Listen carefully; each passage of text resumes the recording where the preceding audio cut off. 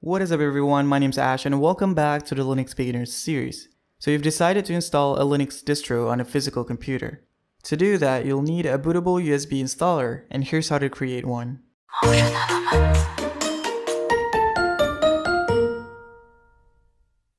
To create a bootable USB installer for your distro of choice, you can use one of the following tools. My personal favorite is Etcher, but whichever one works just fine. On Windows, I recommend using Rufus because it's much quicker. Let's have a look at how to do it on Mac. There's only two files that you need for this process: the image of your distro of choice and the app to create the bootable USB. Go ahead and install it on your Mac. I already have it installed, so I'm just gonna run it from the launchpad. Don't worry too much about the formatting of your drive because Etcher will take care of it. Select your image file and let it do its thing.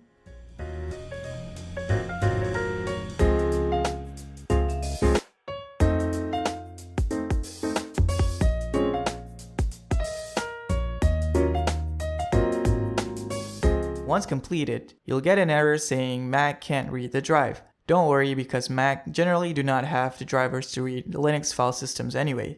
At this point, your bootable drive is complete. Alright, in the next part I'm just going to show you guys the same process but using Rufus on Windows instead.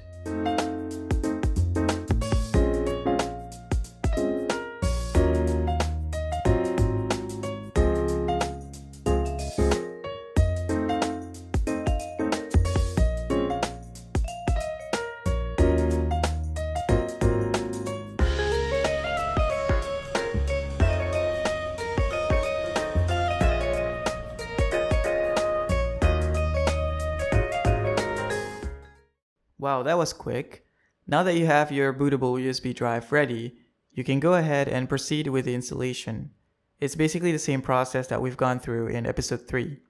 With that, I'll see you guys in the next one. Cheers.